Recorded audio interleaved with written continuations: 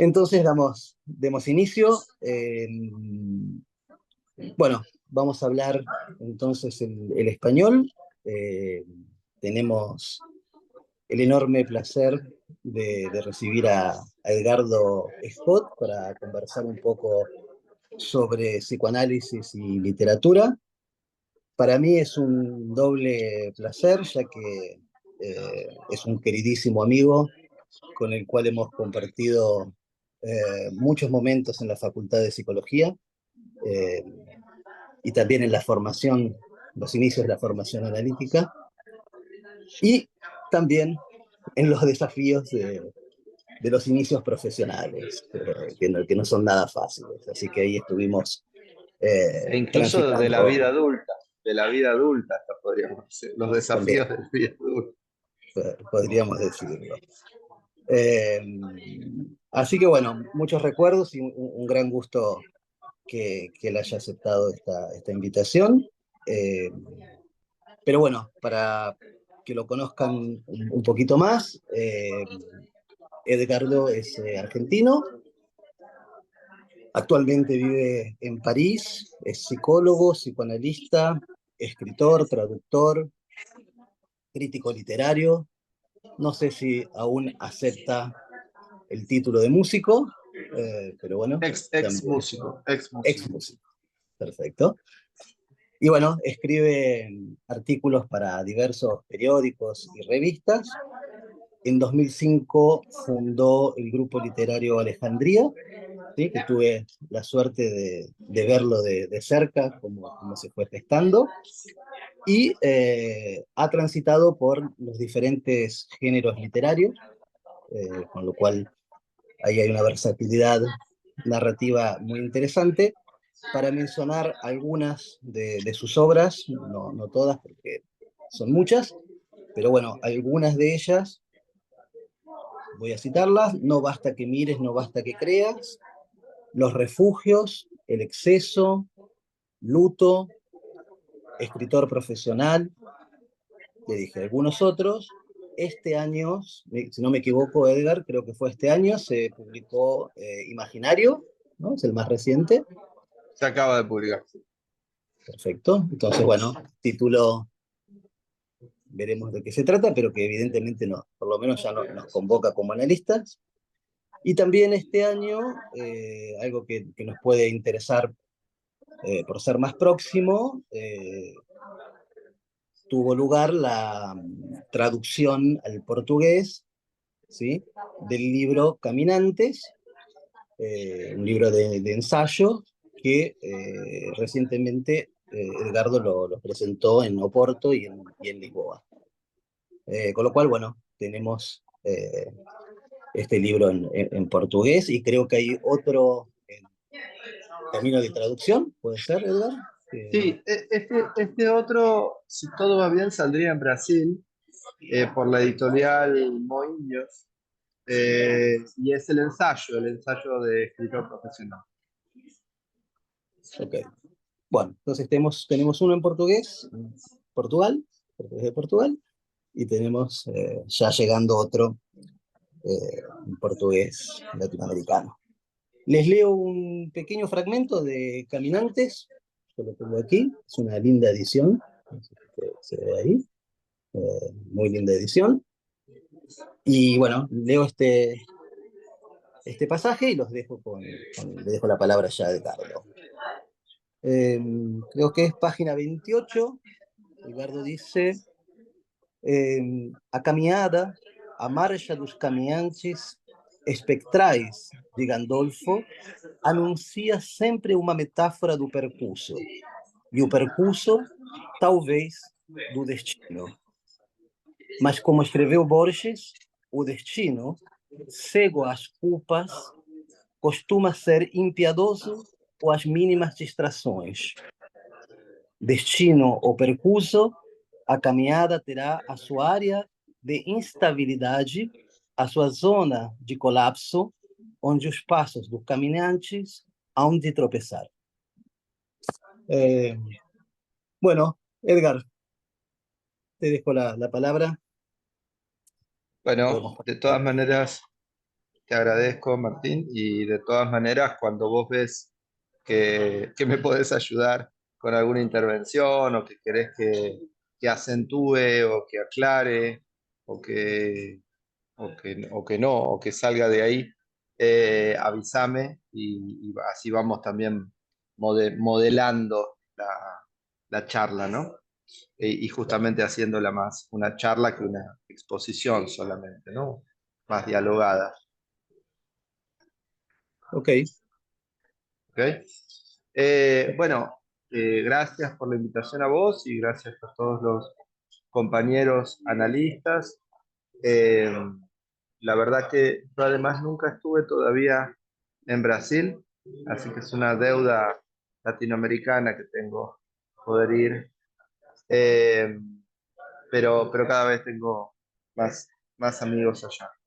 Hice hace un par de años también una charla con alguna gente de un grupo en torno a Joyce, a James Joyce, porque yo traduje al castellano la última versión de Dublineses, del libro de cuentos de James Joyce, y entonces hay un grupo de joycianos de letras que en el Bloomsday, que es el 16 de junio, el día en que transcurre el Ulises, siempre hacen distintos, como un mini festival y me invitaron hace un par de años y también hablé con ellos. Y también yo podía hablar en español y milagrosamente ellos entendían supuestamente. Así que bueno, muy contento de estar con ustedes. Eh, y cuando hace tiempo que queríamos hacer algo juntos con Martín, eh, en general yo he tratado siempre de separar la literatura del psicoanálisis, ¿no? Es decir, en mi profesión, desde luego, y también en mi modesta carrera como escritor, he tratado de separar las cosas. Eh, Supongo que sobre todo por el lado de la literatura, porque en la literatura, cuando yo entré al campo literario de Buenos Aires, hace más o menos 20 años, eh, tenía como mala prensa, no sé si esto se puede traducir o interpretar bien, yo tenía como, había como una cierta, eh, digamos, tendencia a, a maltratar a cualquier intención literaria que se apoyara en el psicoanálisis y en la psicología.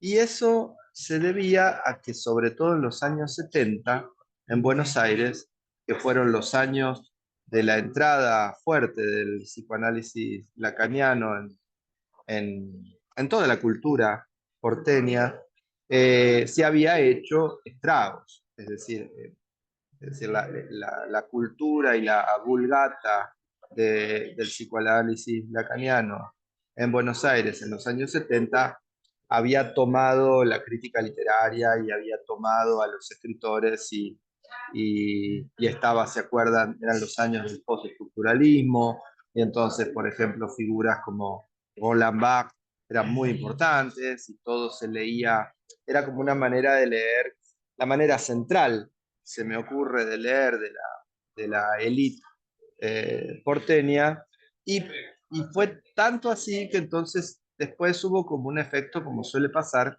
con las modas, finalmente, con un efecto rebote. Y entonces era al revés, ¿no? O sea, todo escritor que introdujera alguna cosa de psicoanálisis o de psicología eh, era absolutamente maltratado y sospechado, digamos, de esto, ¿no? Y yo llegué un poco todavía con ese mundo a publicar. Eh, entonces dije, bueno, vamos a tratar de separar las cosas y en general, durante muchísimos años, la gente de la literatura, que fue por donde empecé a circular, no sabía que yo era analista, o lo sabía bastante más tarde, o lo sabía después, digamos, pero eh, no. En general, por ejemplo, solían pensar que yo venía de letras, ¿no? Que yo había estudiado letras, porque por otro lado es cierto que al no haber estudiado letras y al haberme formado como psicólogo en la Universidad de Buenos Aires, siempre sentí, sobre todo al comienzo de que empecé no solo a escribir, diría, sino más bien a publicar y a encontrarme con otros escritores y editores y críticos, periodistas, sentía que había todo un saber letrado, había todo un saber ligado a letras que yo no tenía. Entonces traté de compensarlo leyendo bastante crítica literaria, teoría literaria, eh, juntándome con gente de letras, y eso terminó sucediendo que quizá mucha gente pensaba que esto venía de letras y quedaba como absolutamente camuflado, ¿no? O disimulado que yo había estudiado psicología y que yo era psicoanalista, ¿no? Eh, con lo cual me parece que ahí podríamos también pensar una primera cuestión, ¿no? Que hay una relación eh, entre el psicoanálisis y la literatura que no es sencilla, ¿no? Yo diría, ¿no? Para hacer de mis síntomas, si se quiere, ¿no? Para hacer de esa condición un poco conflictiva, de ese conflicto, algo que quizá pueda también servir, ¿no? Es decir, no es una relación inocente, digamos, no es una relación sencilla. Eh, Después de cierto tiempo, justamente, eh, de- y quizá de empezar a tener un cierto lugar y sobre todo supongo también que se me fuera notando que ese saber, que esa práctica estaba en mí, entonces ya la empecé a usar, diría yo, un poco más en la literatura y también porque los tiempos cambiaron y porque claramente en la cultura porteña, en la cultura argentina, si bien el psicoanálisis sigue siendo una, una, una línea muy fuerte dentro de la cultura porteña y de la cultura argentina, yo creo que ha ido perdiendo cierto lugar y cierta fuerza, ¿no? En pos de un montón de otras prácticas y de otros saberes, ¿no? Entonces ya tampoco era esa situación o es esa la situación que yo sentía hace 20 años, ¿no? Es decir, habían pasado 15, 20 años y entonces el psicoanálisis también ocupaba otro lugar y me parecía que al revés, ¿no? Que quizá ahora era un buen momento para volver a la carga, diría yo, con el psicoanálisis y poder decir algunas cuestiones o poder ya a esta altura diría recordar ciertas cuestiones desde el psicoanálisis que parecían justamente o que parecen a veces olvidadas y que el psicoanálisis como discurso dentro de las ciencias humanas, si se quiere, dentro del discurso cultural, hace años que había postulado, ¿no? Entonces, me parecía que, eh, por ejemplo, voy a decir una muy sencilla, ¿no?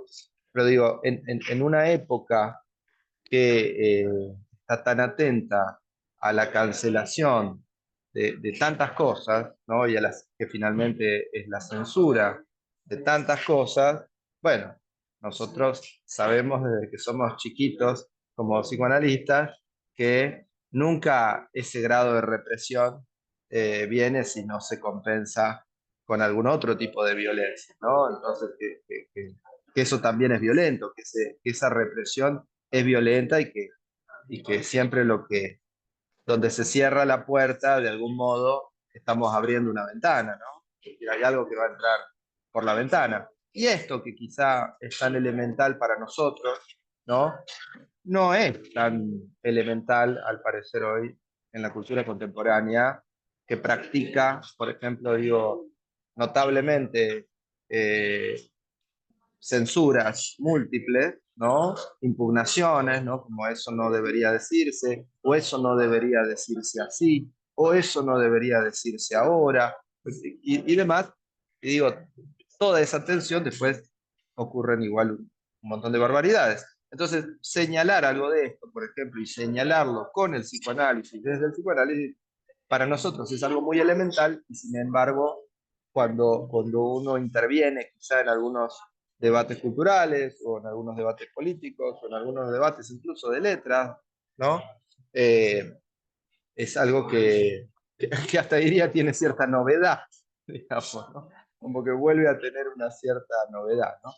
Con esto quiero decir de que las cosas cambiaron en 20 años, seguramente cambiaron en mí, yo tengo 20 años más, pero también cambiaron en el mundo y también cambió, como decía, el lugar del psicoanálisis para la cultura argentina, para la literatura argentina, y un montón de escritores y de lectores de mi generación. Si hay algo que podría decir que me parece que está bueno, digamos, de esa generación, es que a diferencia de la anterior o la anterior generación, que quizás siempre esgrimía en el psicoanálisis, pienso rápidamente en una figura muy, muy importante, tanto para el psicoanálisis como para la literatura argentina, que es Germán García. Germán García fue uno de los primeros, junto con, que acompañó, diríamos, a Oscar Mazota en lo que fue la introducción del lacanismo en Buenos Aires, pero también en Latinoamérica, ¿no? Porque el impacto de Mazota ha sido traer el psicoanálisis lacaniano a Latinoamérica, ¿no? Esto se nota en Venezuela, ustedes me dirán si hay algún tipo de registro de esto en Brasil, pero digamos, la figura de Mazota ha sido muy importante para el psicoanálisis lacaniano en Argentina, ha sido clave, diríamos, ¿no? Y Germán García, por ejemplo, era uno de los que estaba en el primer núcleo, ¿no? Era uno de los primeros que, alumnos, si se quiere, discípulos, pero también discípulos pares, ¿no? Que formaba parte de esa primera camada. Hay otro amigo que yo todavía tengo, que es Luis Guzmán, que también eh, es escritor y es uno de los escritores más importantes argentinos actuales. Pero sin embargo, digo, vuelvo a lo de Germán García. Germán García, por ejemplo, con el tiempo y al volcarse, diría yo, cada vez más al psicoanálisis y quizás no respetar esta fricción y esta tensión entre las dos áreas, que por un lado a veces se reúnen, pero que también exige que se separen en algunos casos, terminaba siendo, me acuerdo que en una charla que yo estuve presente, Ricardo Piglia, el gran escritor argentino, el crítico argentino, que era amigo de Germán, lo cargaba porque le decía, bueno, siempre que Germán intervenía ya se sabía lo que iba a decir, y esto quería decir que iba, básicamente que iba a interpretar, ¿no? Es decir, para nosotros, ¿no? Es decir, siempre las intervenciones de Germán, en cualquier mesa redonda, eran del orden de la interpretación, ¿no? E incluso de una interpretación que usaba, ¿no? Y mostraba las cartas de los términos, quiero decir, las palabras técnicas del psicoanálisis, ¿no? Entonces, digo, a diferencia de esa generación, que ahí volvemos a lo que les contaba antes, que creo que fue uno de los motivos por el cual mucha gente de letras y de la literatura empezó a tener ciertos reparos hacia el psicoanálisis, me parece que hay un montón de escritores y de críticos de mi generación que usan el psicoanálisis, ¿no? Sin, sin decir, Martín, ¿cómo se diría? Sin decir agua va, ¿no? Sin avisar, ¿no? Como que lo usan para, otra vez, para la crítica literaria, para la crítica cultural, para la crítica política, ¿no? Y a mí eso me parece muy, me parece que es el camino, casi diría yo, ¿no? Me parece que estamos en un momento donde lo que necesitamos es usar más el psicoanálisis para ver también los efectos que tenga ese uso, digamos, ¿no? Como que, y no tanto, ¿no? La cosa que a mí me tiene, que Martín lo sabe, un poquito cansado, él dice Lacan, dice Lacan, dice Lacan, ¿no? Como si todo el tiempo estuviéramos para decir algo nosotros, teniendo que apoyarnos sobre los hombros de ese discurso, ¿no? Me parece que ya podemos decir muchas veces las cosas que dice Lacan sin nombrar. Y el que lo sepa, y el que no lo sepa, que entre en ese lenguaje, me parece, ¿no? Eh, ¿Hasta ahí más o menos vamos, Martín?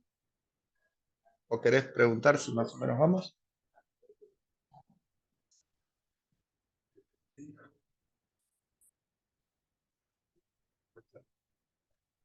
No podía Sí, poner, sí, te veía. tengo dificultades a esta hora. Eh, sí, obviamente para mí sí, pero bueno, podemos preguntar, hasta aquí vamos, todo mundo vai entendendo, precisamos de alguma precisão, a gente pode continuar assim, que está bem. Ok, Bueno, no hay ninguna queja, podemos bueno, ir. sí, o si hay alguna aclaración que hace falta, me dicen. ¿Ok? Eh, entonces, retomo, ¿no? Entonces, me parece que una cuestión a notar es esa tensión, pero también es cierto que después hay un campo, si se quiere, que es, me parece, la gran conexión, el gran nexo que tienen el psicoanálisis y la literatura, que es la palabra, ¿no? Es decir, si hubiera que situar, a mi criterio, el gran punto en común, si se quiere, que tiene, es la palabra, ¿no? Es decir, me parece que en la palabra se encuentran en el sentido que son dos prácticas que requieren de ella, ¿no? Que, donde la palabra es imprescindible, ¿no?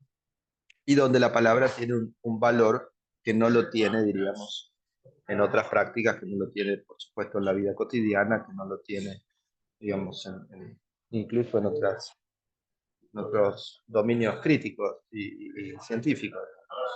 Entonces, me parece que ahí la cuestión es ver, y creo que por medio de la palabra, a través de la palabra y del valor que tiene la palabra, es donde también muchas veces los psicoanalistas se sienten cerca de los escritores y de los textos, y también de algún modo la literatura eh, ofrece todo el tiempo regalos y tesoros al psicoanálisis, ¿no?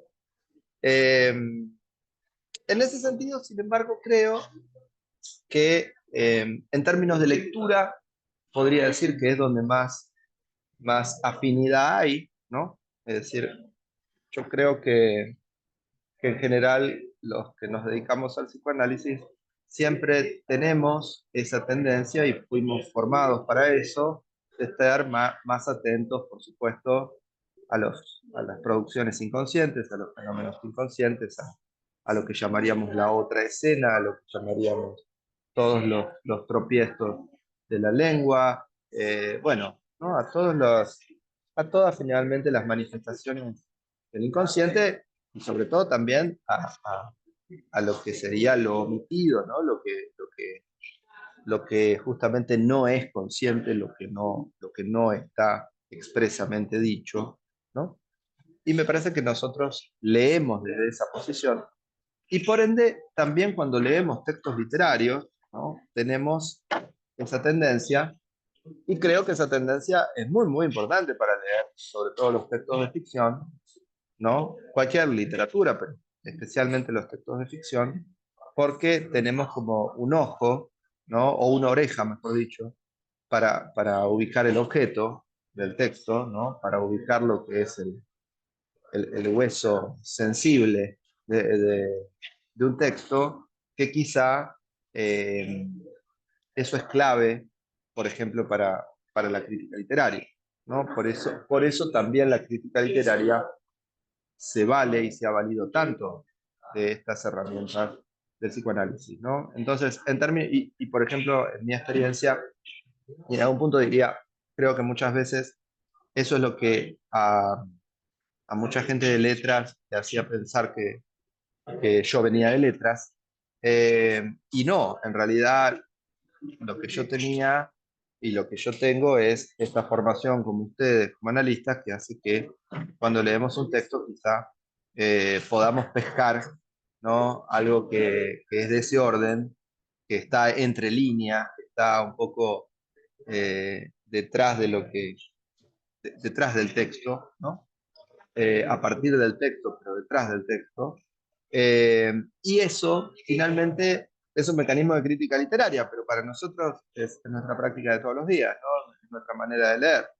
Entonces ahí se da, creo, en la lectura, un lugar donde el psicoanálisis y la literatura para mí se encuentran en armonía, incluso me atrevería a decir, ¿no? Me parece que para leer, ¿no? Hasta incluso en alguna entrevista siempre lo he dicho, ¿no?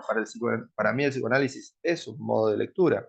Entonces, digamos, me parece que es un modo de leer y claramente uno ve que es un modo de leer cuando después se topa con otros modos de leer, ¿no? Por ejemplo, hoy en día, eh, un ejemplo, ¿no? Los estudios de género o los estudios culturales, hay maneras de entrar al texto, la ideología, por supuesto, ¿no? El volver a juzgar, si se quiere, ¿no?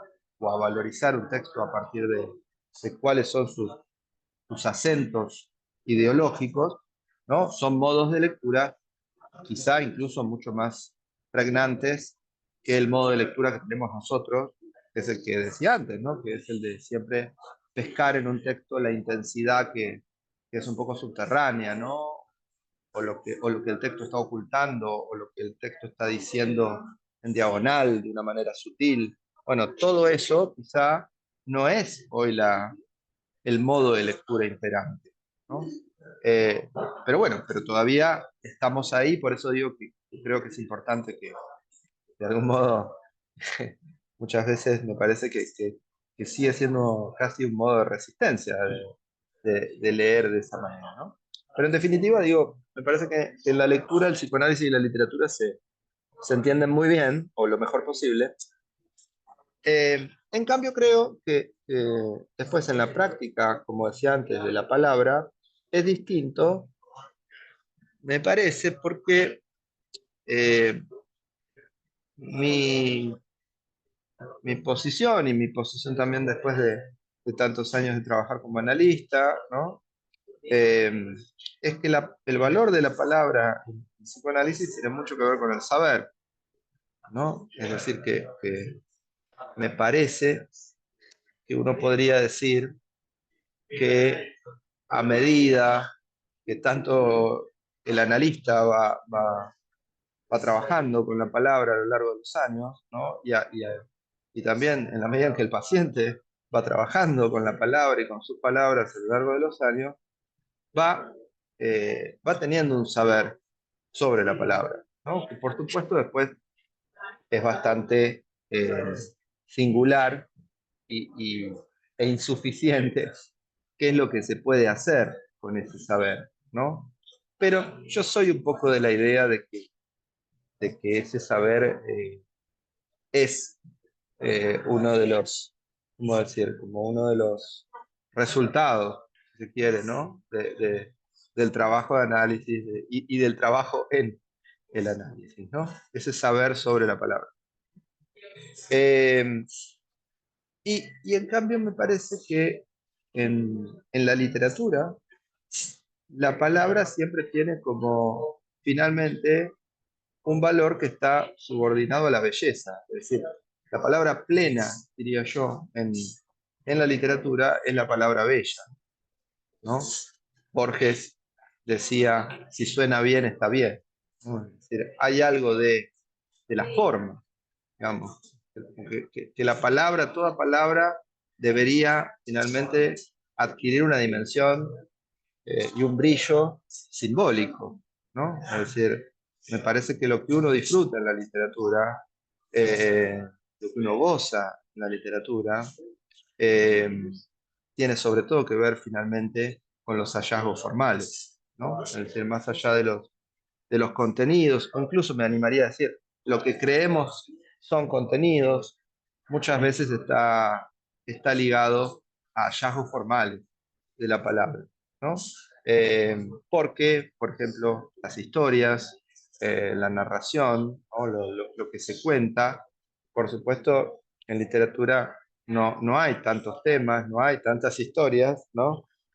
Como no hay infinitos significantes, y entonces eso se va repitiendo y se va reinventando y se va reescribiendo, ¿no? Pero lo que sí es siempre singular y lo que sí hace que que uno vuelva a leer una novela sobre el mismo tema, qué sé yo, y que no obstante se conmueva igual y le guste, no es el tema, sino es por la forma, ¿no? Por la forma que ha encontrado ese autor, por la forma en que ha dispuesto, ¿no? Podríamos decir la palabra. Ahí hay alguien que dice que no entendió lo de palabra plena.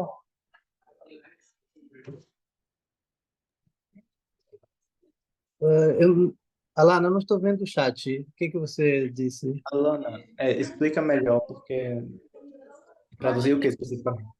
A palavra é Vedia. Eu não sei falar. Espera, tá falhado o teu áudio, fala um pouco Eu não mais. entendi. Quando você falava sobre a palavra plena, daí você associou a palavra Vedia, não sei. Aí eu não entendi. Bela, bela, bela. Bela, beija, bela. Beija, bela. Bela? Bela. Palavra bela. Palavra bonita, palavra estética. Tá. Bela. ¿Aclarado? Claro, Sí.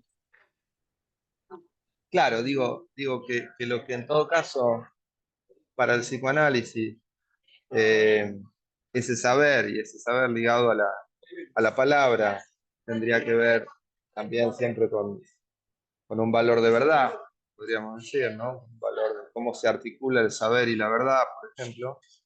En el caso de la literatura, yo creo que es más importante la cuestión de la belleza, ¿no?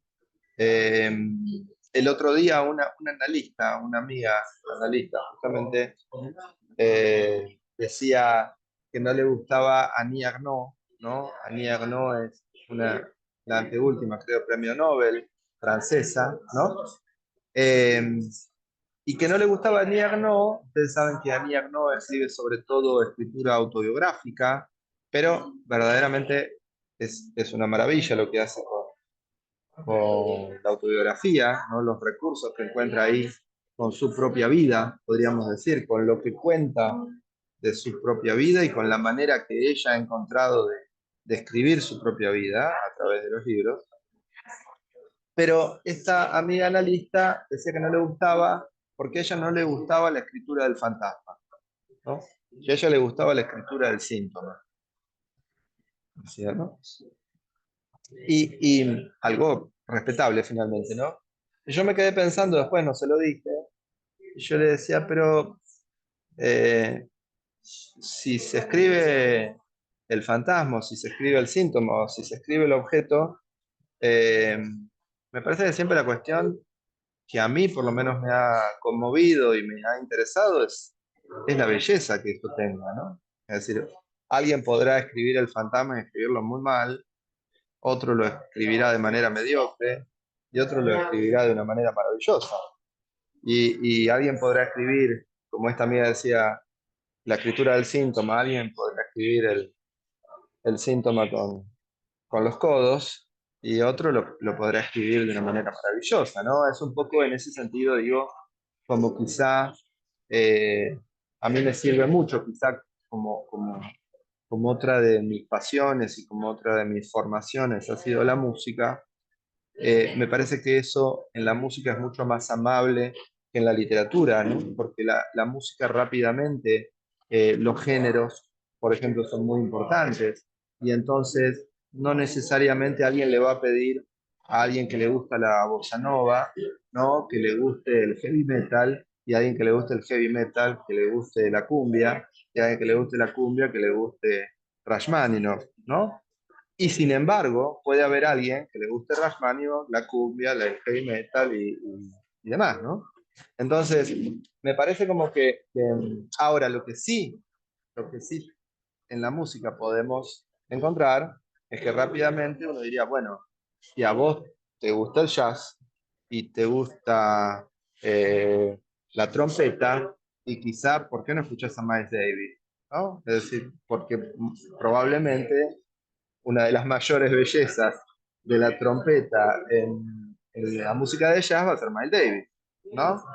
Entonces, me parece que esto en la literatura muchas veces es más jerárquico, diría yo. Creo que la música en eso es más anárquica y creo que la literatura sigue siendo un poco jerárquica y un poco ligada también a las modas, por supuesto, ¿no? Eh, y muchas veces oculta gustos, ¿no? Pero los gustos no serían como una particularización de lo bello, ¿no? Es como si uno diría, es lo bello para uno, ¿no? Eh, no sé si me abrí mucho, Martín, cualquier cosa me decís, pero, pero digo, me parece que esa es una diferencia que yo encuentro, ¿no? Que me sirve a mí para escribir, ¿no? Me sirve a mí para escribir y que también me importa, eh, es- me importa en tanto lector eh, cuando, cuando leo a un escritor, a un poeta, ¿no? Lo que más me importa es la belleza, ¿no? Si se quiere, es la música que tenga esa palabra, ¿no? La musicalidad que tenga esa palabra, ¿no? El hallazgo formal que tenga, y ya no tanto necesariamente sobre qué escribe, digamos, ¿no? Como ni en qué género escribe, no es que yo tengo, y Martín decía antes algo sobre la versatilidad, pero yo supongo esto, ¿no? Que en general los escritores que les gusta mucho la literatura, les gusta mucho eh, todos los géneros, ¿no? Porque les gusta ese encuentro con la palabra, ¿no? Ese tipo de discurso único, esos hallazgos verbales.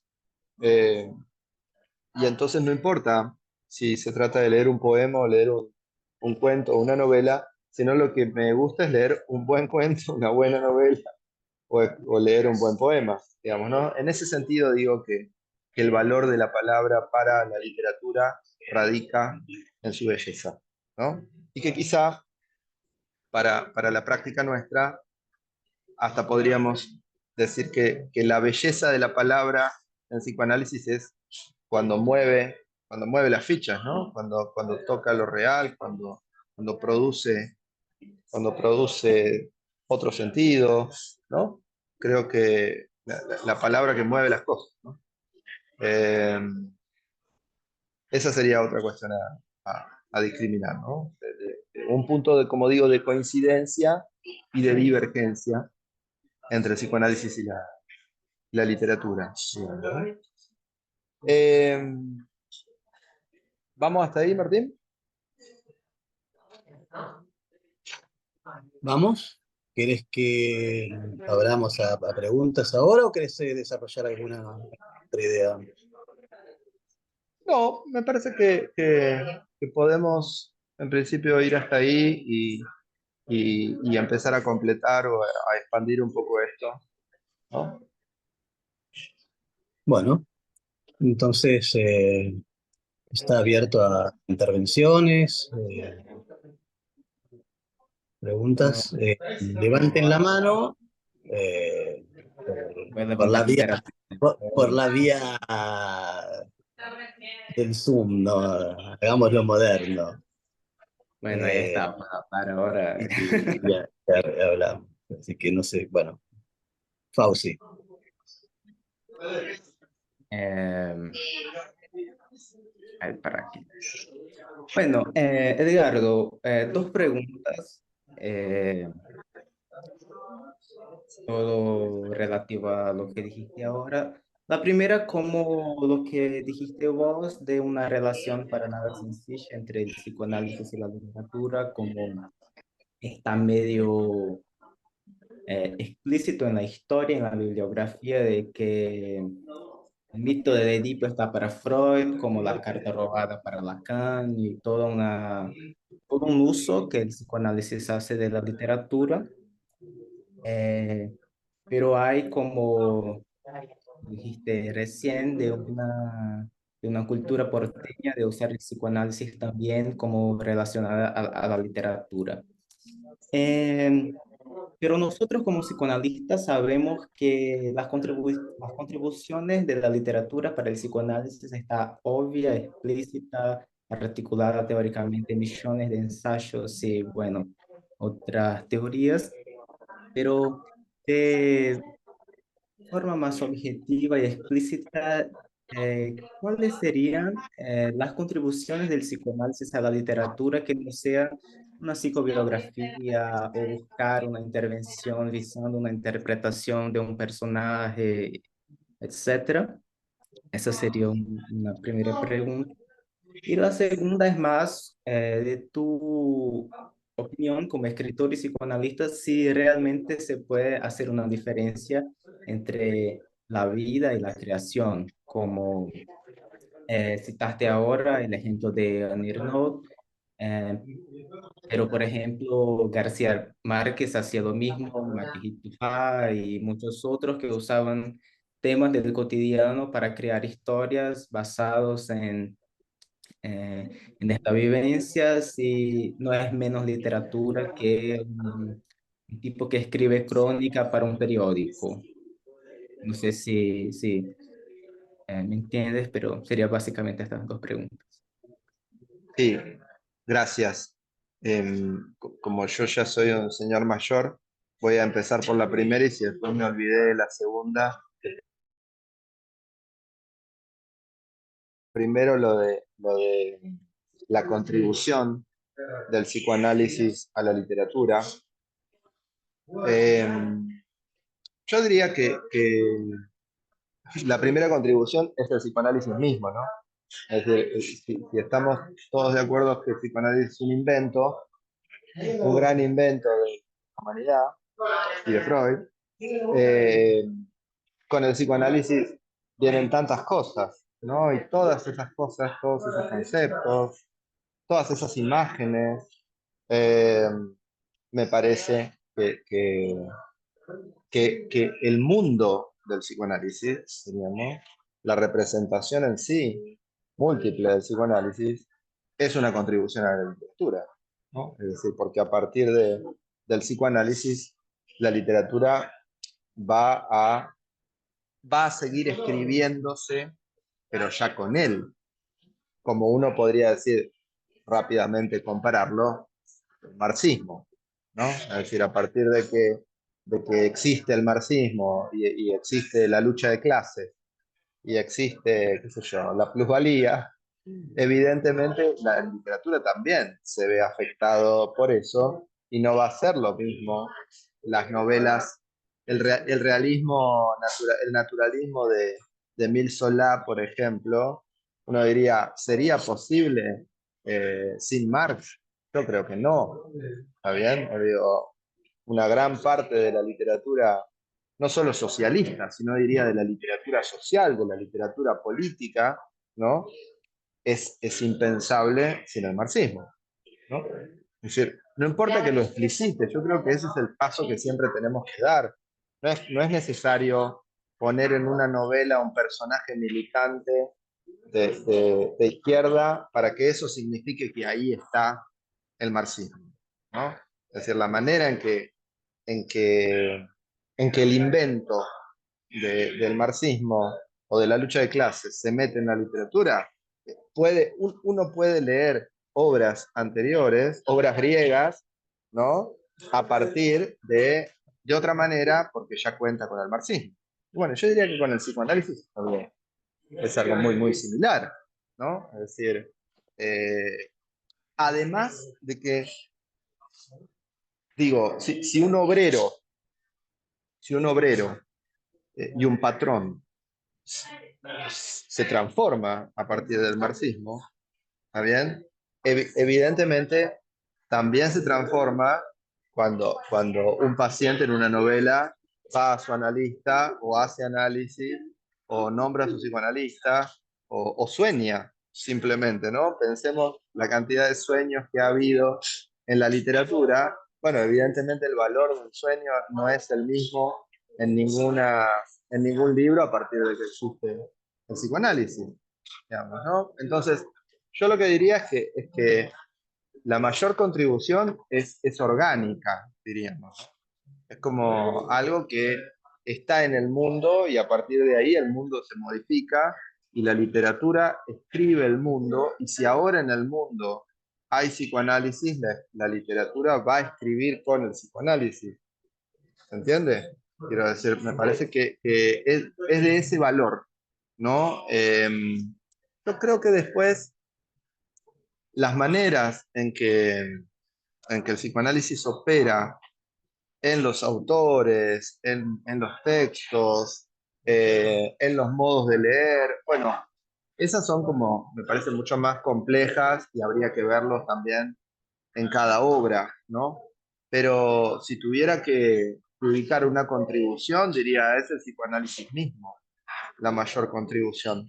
¿Está bien? Porque la literatura no puede nunca más ser igual una vez que está el psicoanálisis en el mundo de cuando no lo estaba, ¿no? Como no puede ser igual desde que existen los viajes espaciales de cuando no lo estaba. ¿Se entiende? Quiero decir, hay algo que se modifica para siempre, digamos, ¿no? E insisto, no es necesario que en el contenido eso se meta, digamos. Está en el mundo, está en la vida, diría yo, justamente. Entonces la vida cambia a partir de que está el psicoanálisis. Y si cambia la vida, la literatura que se ocupa de la vida, de algún modo representar y recrear la vida, va a cambiar, ¿no? Ha cambiado, diría yo, ¿no? Eso es la primera, no sé si más o menos ahí te respondí. Sí, sí, me respondió muy bien y respondiste las dos preguntas en una respuesta, ¿Sí? así que Ah, muy bien. genial, Muchas genial. gracias. Bueno, entonces, por favor. Tenemos, bueno, anotada primero Alana, ¿sí? Y después Gabriela. Ya dijo que es un hombre mayor, entonces de a una. Sí. Alana. Mejor. Gostei muito de te escutar, Edgardo. Eu peço ajuda aos tradutores, porque vocês estão me escutando bem? O Cláudio disse que não estava bom meu áudio, tá bom? Agora tá bom, dá para. É, o primeiro comentário que eu queria fazer, Edgardo, é que eu gostei muito quando você falou assim, alguém vai poder escrever uns códigos, uma escritura do fantasma, do sintoma, né? Outro pode escrever de forma, aos meus olhos, maravilhosa, né? Um pode escrever assim, outro pode escrever de outra forma. E eu fico pensando que isso depende muito do interlocutor que a gente escolhe, né? Com quem a gente vai se endereçar, isso muda a nossa escrita, né? Muda como a gente se posiciona, as palavras que a gente escolhe. E aí eu fico pensando numa coisa que eu escutei uma vez, que há músicos que só tocam para músicos. E há músicos que tocam para qualquer pessoa. Então, eu fico pensando que há psicanalistas que só escrevem e falam para psicanalistas, e há outros que desejam falar para outras pessoas.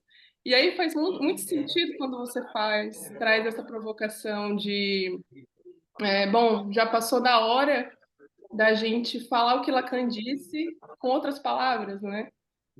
Então, bom, fico pensando assim, se talvez um sintoma, né, institucional, que a gente fica só falando as palavras que Lacan disse, né, de várias escolas, assim, do tipo, oi, fala sua língua, né, fica sempre nessa mediação de um dialeto comum, se a gente fica só nisso. E aí, quando você termina agora falando da beleza da psicanálise, que para você seria quando se move as fichas, né? Fechas? Quando se movem as fichas, né? Aí eu fiquei pensando numa outra frase que eu escutei um tempo atrás, que é assim: a psicanálise torna a vida mais interessante do que a psicanálise. E aí eu fico pensando, a partir do que você diz, né, acho que você diz algo assim, que um escritor que gosta de literatura, não importa o gênero, não importa se é um bom poema, não importa se é um romance, o que importa é o encontro com a palavra. Então eu fico pensando assim, reformulando essa frase que eu escutei, né? Será que a psicanálise torna as palavras mais interessantes do que a psicanálise? Pensando assim numa busca de uma beleza, né, possível, a partir de enfim, na melhor das hipóteses, a partir de um tratamento analítico, né? Obrigada. Obrigado. ¿Le puedo comentar algo?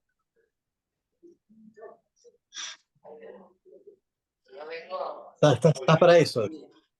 Estoy... Muy bien, muy bien. Si entendí bien, lo último que dijo fue en qué medida el psicoanálisis vuelve más interesantes y más bellas las palabras, ¿no? Algo así dijo Alana, ¿no? Sí, Con lo que yo... ¿no? ¿Cómo, cómo?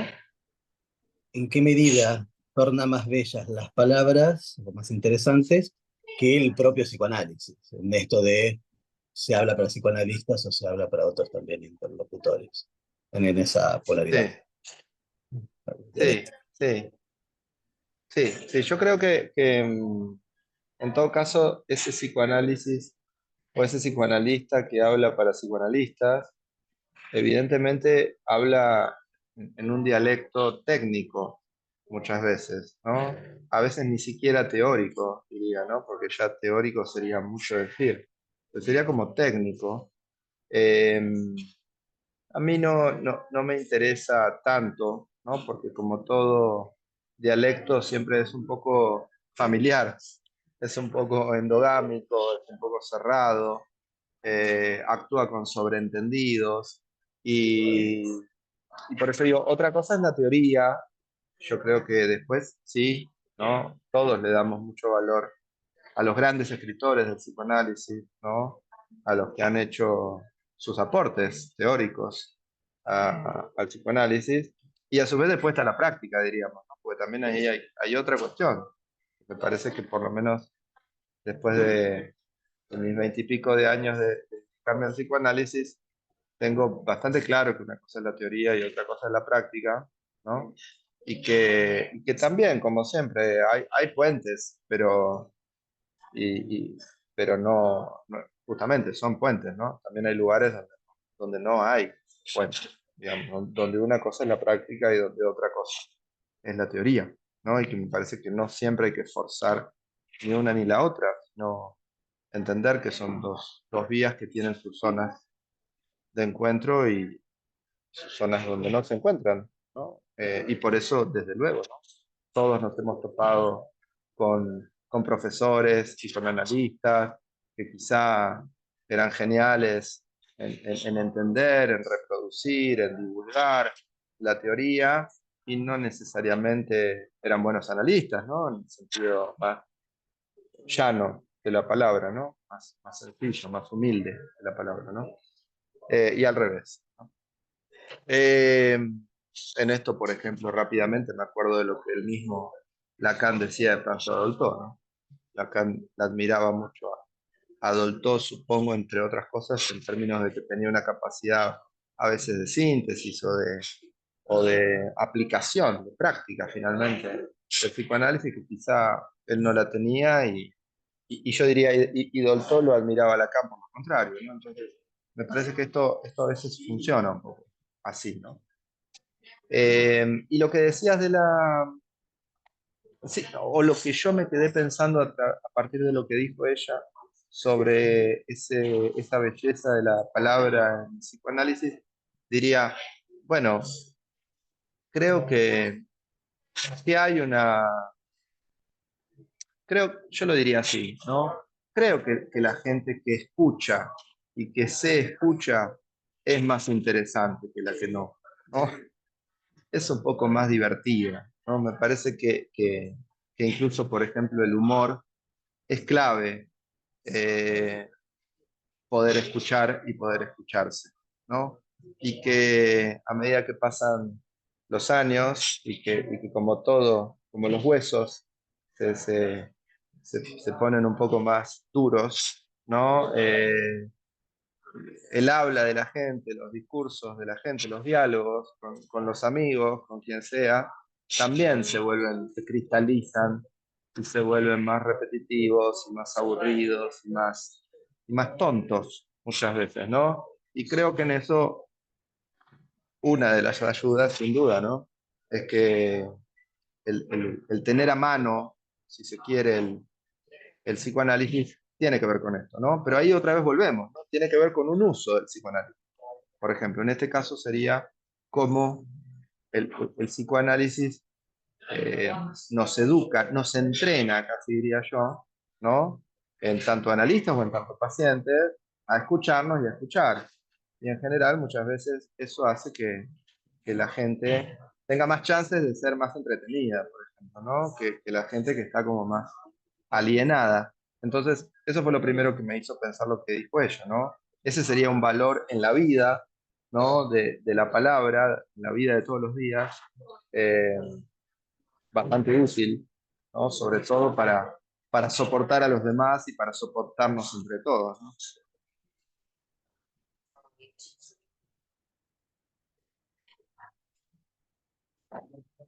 En la Em, literatura, no, sí, una cosita más. Digo, en la literatura no sé porque, bueno, vuelvo a lo mismo, ¿no?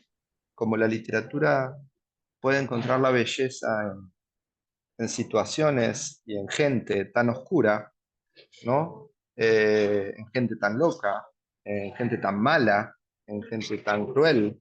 Quiero decir, todo lo que justamente en la vida podría generarnos horror, ¿no? La literatura puede hacer de eso una obra de arte, ¿no? Pensemos en ese sentido en La sangre fría de Truman Capote, ¿no? Por ejemplo, ¿no? Es decir, ustedes recuerdan el asesinato terrible, ¿no? Por dos tipos de toda una familia, un asesinato con escopetas de chicos, y qué sé yo, es decir, algo que en la vida sería un horror, eh, Truman Capote lo transforma en una novela, en una novela, encima ni siquiera en una novela, ¿no? En una novela documental extraordinaria y le puede dar voz y carácter a estos dos asesinos, los puede, uno podría decir, humanizar, los puede volver amables en algún punto, ¿no?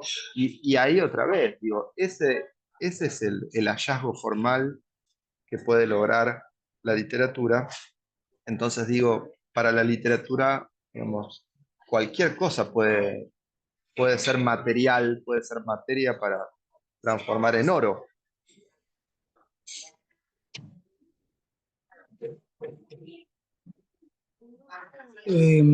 creo que estamos bien con el tiempo.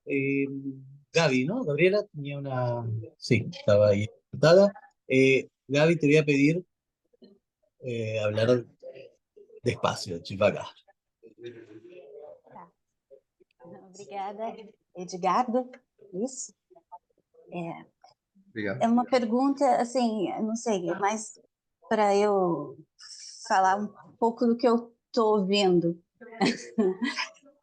Os achados formais, eles estariam quase como...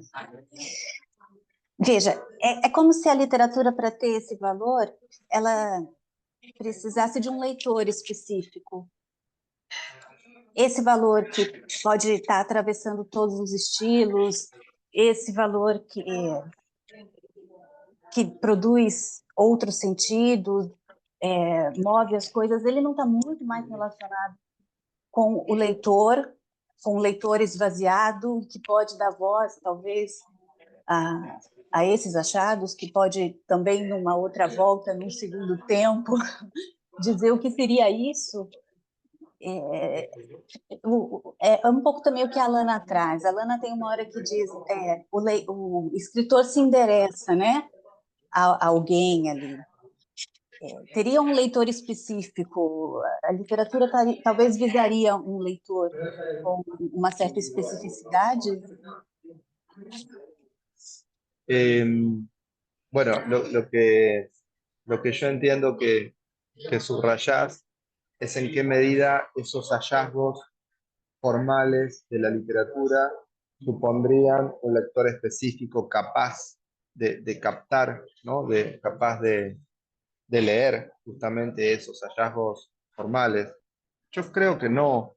Yo creo que justamente el hallazgo formal, ¿no? Incluso podríamos decir, cuando hablamos de una obra maestra, ¿no? Cuando hablamos de las obras maestras de la literatura, pienso rápidamente en El viejo y el mar, de Hemingway, por ejemplo, ¿no? Uno podría decir, bueno, esa es una obra maestra. O Madame Bovary, de Flaubert, esa es otra obra maestra, ¿no? Bueno, ¿qué suele pasar en una obra maestra? Y en general es que hay una perfección formal, ¿no? Que hace que, yo diría, las proporciones, los equilibrios ahí adentro, ¿no? De la composición de esa obra de arte, generen que cualquiera pueda entrar en esa historia, en este caso, en ese libro, y salir maravillado de eso, ¿no?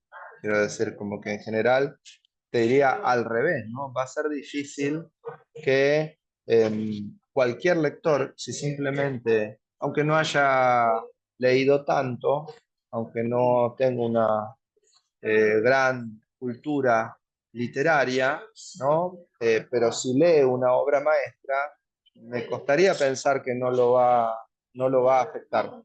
¿Entiendes? Yo siempre me acuerdo que eh, hace muchos años, ahora 10 años más o menos, ¿se acuerdan de esa versión bastante mala de Gatsby, de The Great Gatsby, El Gran Gatsby, la novela de Scott Fitzgerald, que se hizo película, que de hecho estaba DiCaprio en esa película?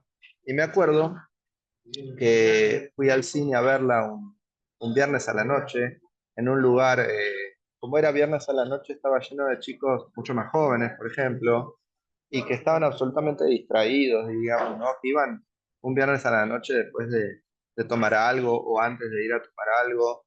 En el lugar donde lo estaba viendo era a su vez un lugar bastante popular, diríamos, es decir, probablemente ninguno de los que estaba ahí había leído El Gran Gatsby, había leído esa novela, o sea que simplemente estaban mirando una película de DiCaprio. O sea, se entiende el contexto, ¿no? Y me acuerdo eso, que todos empezaron teniendo su pochoclo y su Coca-Cola y haciendo ruido y demás. Y 25 minutos después estaban absolutamente atrapados por la historia. E incluso yo tenía claro que el mérito no era ni de DiCaprio ni de ese director, porque la verdad que esa versión no es una muy buena versión, sino que era de Scott Fitzgerald, que había escrito esa historia, digamos, ¿no? De una manera magistral.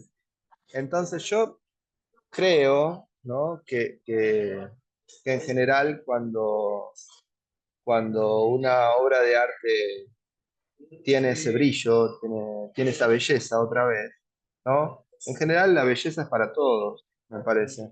Cuando no es tan así, creo que ya empieza a haber ciertas supersticiones y ciertos, ¿cómo decir?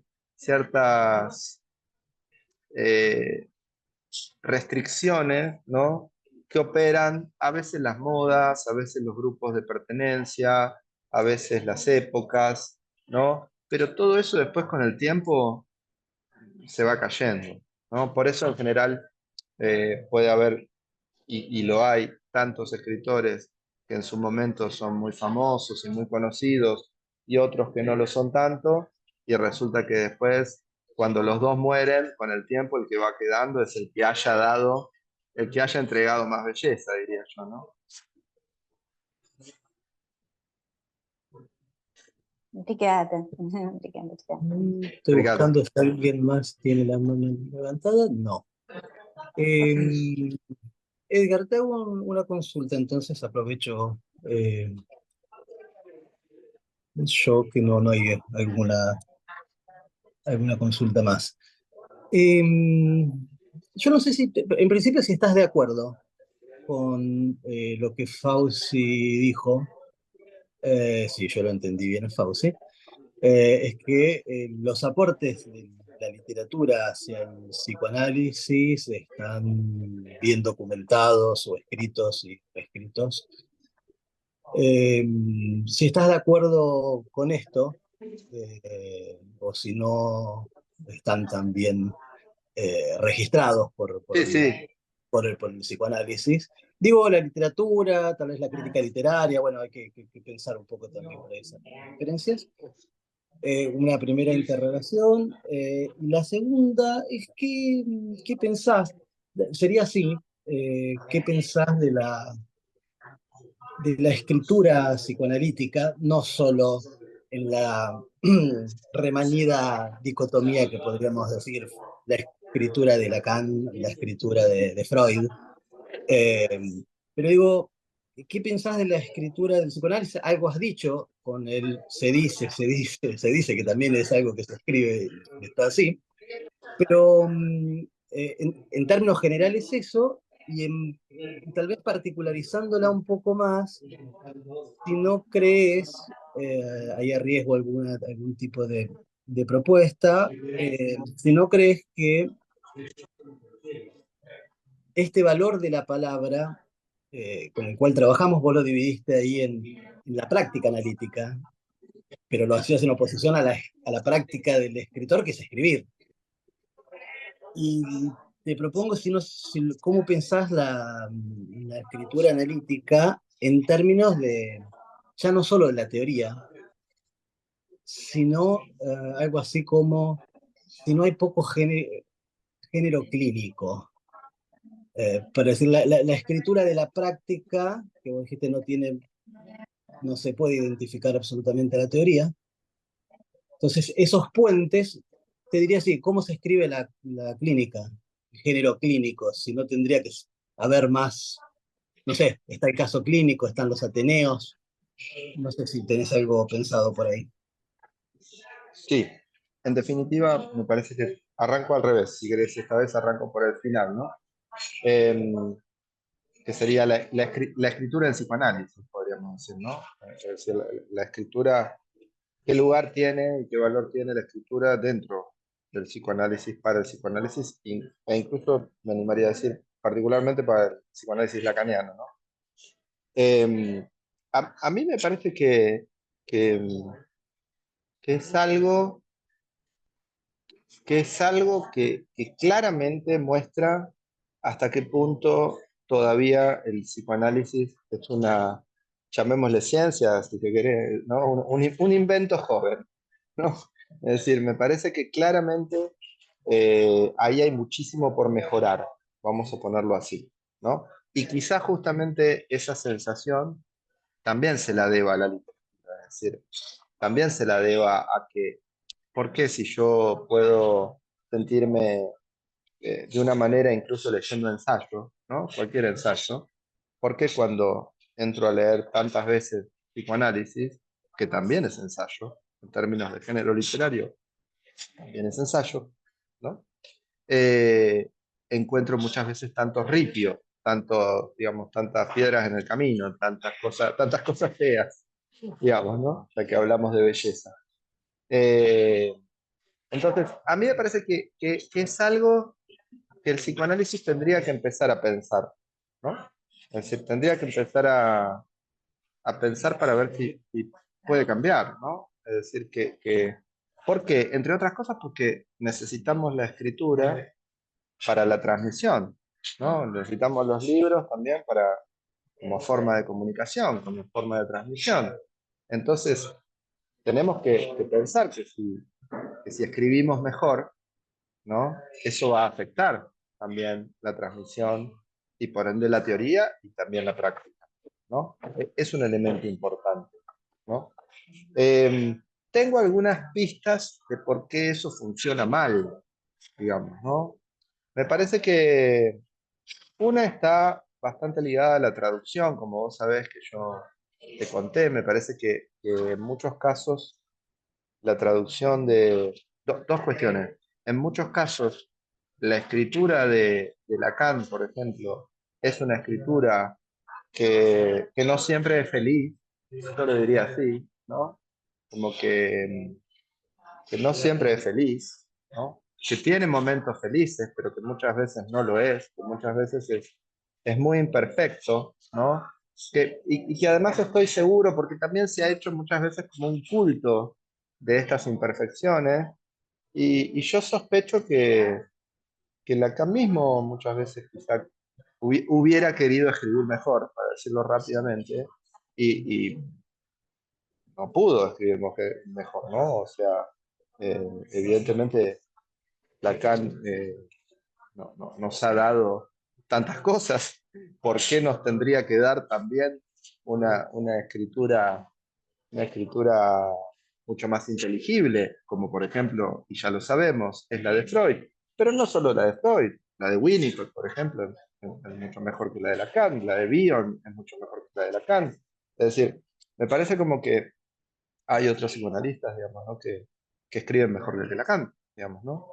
Eh, entonces, y yo creo que a partir de esa escritura, que ya de por sí tenía un montón de problemas, diría yo, los traductores, ¿no? No sé cómo será en Brasil, en Argentina no tengo ninguna duda, no hicieron los esfuerzos, muchas veces por ejemplo, por respeto a la literalidad, ¿no? Cualquier traductor sabe que hay un adagio, una frase que dice, un mal traductor traduce literalmente cuando tendría que hacer metáfora y hace metáfora cuando tendría que traducir literalmente, ¿no? Como que, entonces, muchas veces en las traducciones de Lacan, que todavía incluso hay textos en español que no están, ni en francés, ¿no? Que no están establecidos, que no están traducidos o retraducidos, que solamente hay traducciones a partir de las primeras desgrabaciones que hacían eh, en grupos de estudio, es decir, de una manera bastante imaginativa, pero también precaria, ¿no? Entonces digo, eso generó como malas traducciones, ¿no? Entonces, a una escritura difícil, ¿no? En el sentido más pleno de la palabra, algo que es imperfecto, que es bastante imperfecto, le vino después una traducción imperfecta, ¿no? Y eso generó entonces, me parece, un lenguaje lacaniano, ¿no? Un lenguaje lacaniano que después mucha gente que viene a escribir con ese lenguaje y que tampoco se ha formado en la escritura, porque a nosotros, ni a vos ni a mí, nunca nos dieron un taller de escritura en la universidad, de escritura de ensayo, no había una materia, sospecho que no la hay todavía.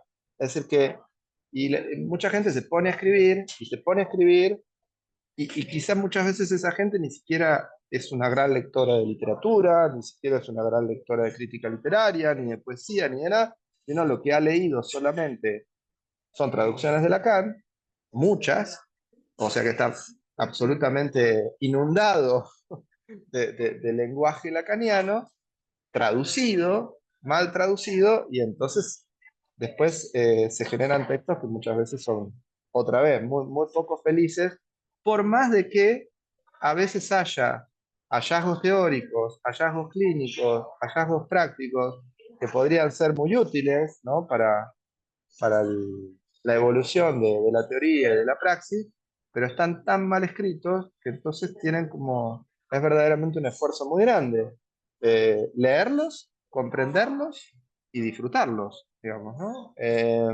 Entonces, bueno, a mí me parece que ahí hay todo un problema que tiene el psicoanálisis y en particular el psicoanálisis lacaniano, eh, pero lo tomo un problema como algo que hay que hacerse cargo y que se puede cambiar, ¿no?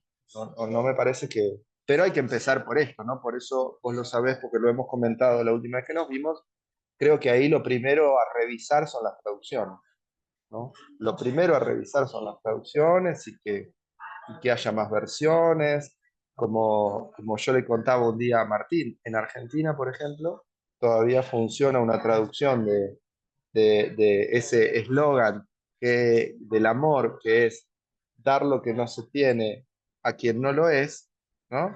Y resulta que en francés, y hay algunos que saben francés, en realidad lo que Lacan escribió es dar lo que no se tiene a quien no lo tiene.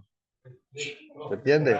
Entonces, este error de traducción es un error, digamos, escandaloso, digamos, ¿no? Si no empezamos a revisar estas cuestiones y a mejorar las traducciones, va a ser muy difícil que podamos mejorar nuestro lenguaje analítico para escribir.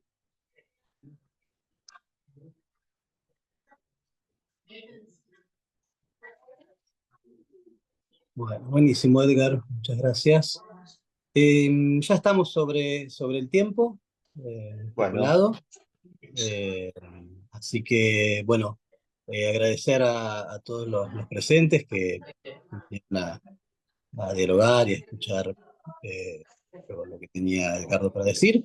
Y Edgar, muchas gracias por venir aquí no, a gracias. espero no haber pasado vergüenza y no escandalizarlos. Y bueno, y ojalá nos podamos ver en vivo y en directo un día cuando te visite, si estás allá, y con la traducción al portugués de Brasil del último libro. Listo, ya está, como se dice aquí, está combinado, está marcado. ¿Sí? Lo haremos. Bueno, muchas Así que, gracias y gracias por un la abrazo, invitación. buenas noches.